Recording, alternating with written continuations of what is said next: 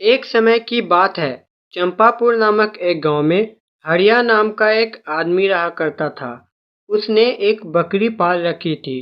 वह बकरी गर्भवती थी। चंपा चंपा जल्दी आ यहाँ, जल्दी आ जा।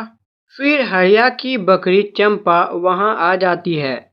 चंपा, मैं किसी जरूरी काम से बाहर जा रहा हूँ, तू किसी को भी घर के अंदर मत आने देना।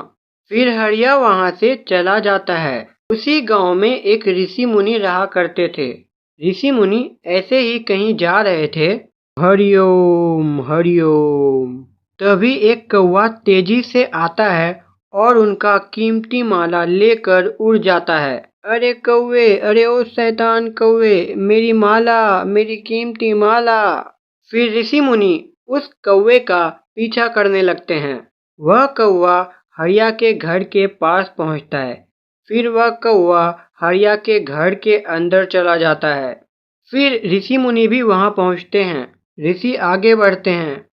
तभी चंपा उनके सामने आ जाती है।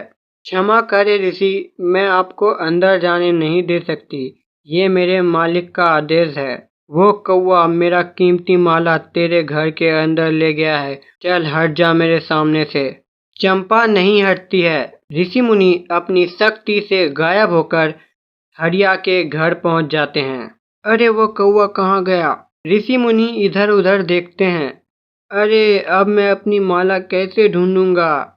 फिर वह ऋषि वहां से गायब होकर चले जाते हैं। अपनी कीमती माला का पता लगाने के लिए मुझे ध्यान करना होगा। इधर हरिया वापस अपने घर पहुंचता है। चंपा चंपा, चल जल्दी से आ जा, तेरे खाने का समय हो गया है। फिर चंपा वहां आती है। चंपा वहां रखी घास को खा लेती है। 2 दिनों के बाद अब मेरा ध्यान पूरा हो गया है। अब मैं देख सकता हूँ कि मेरी कीमती माला कहाँ है। तब ऋषि मुनि अपने मन में देखते हैं।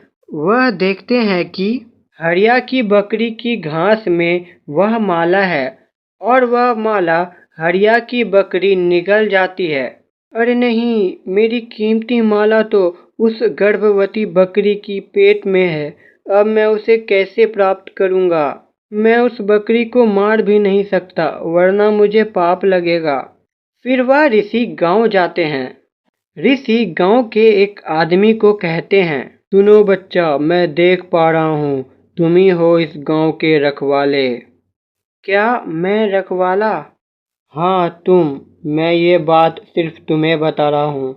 देखो, हरिया के पास जो बकरी है ना, वह बकरी गर्भवती है और उसका आने वाला बच्चा इस गांव का काल बनेगा।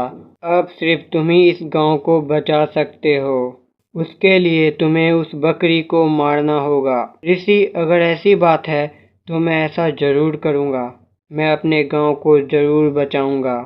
फिर उस दिन रात को वह आदमी चोरी चुपके हरिया के घर पहुंच जाता है। अब तू नहीं बचेगी बकरी। बकरी घबरा जाती है। फिर वह आदमी चाकू लेकर बकरी की तरफ बढ़ता है। अरे, लगता है यह आदमी मुझे मारना चाहता है, लेकिन क्यों? फिर वह बकरी तेजी से वहां से भागती है। वह बकरी एक जंगल पहुंच जाती है। वह भागती रहती है। हे भगवान, मैं गर्भवती हूँ और भाग नहीं सकती हूँ। अब तू ही मेरी रक्षा कर। वह आदमी उसका पीछा कर रहा होता है। तभी उसका पैर फिसल जाता है और वह एक पत्थर से टकराता है। फिर वह बेहोश हो जाता है। अगली सुबह उस आदमी को होश आता है। अरे नहीं, अगर वो बकरी गांव पहुंच गई तो मेरा पर्दाफाश हो जाएगा। नहीं नहीं, ऐसा नहीं हो सकता। मुझे उस बकरी को खोजकर मारना होगा। फिर वह आदमी बकरी को खोजने लगता है। वह आदमी उस बकरी के पास पहुंचता है। अब तुझे कौन बचाएगा? हे ईश्वर, रक्षा कर। वह आदमी उस बकरी की तरफ बढ़ता है। तभी अचानक वहां चंपा जैसी दिखने वाली बहुत सारी बकरियां आ जाती हैं। वे बकरियां आवाज निकालने लगती हैं।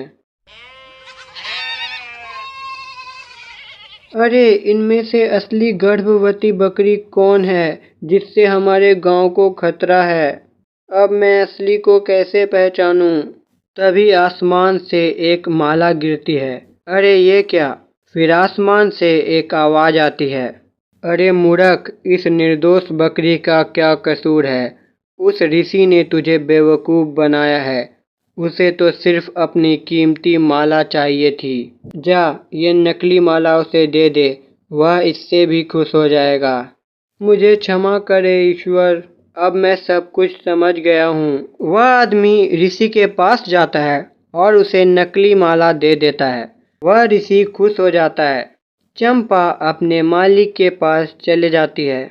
किसी की भी बातों पर बिना सोचे समझे कभी भी भरोसा ना करें।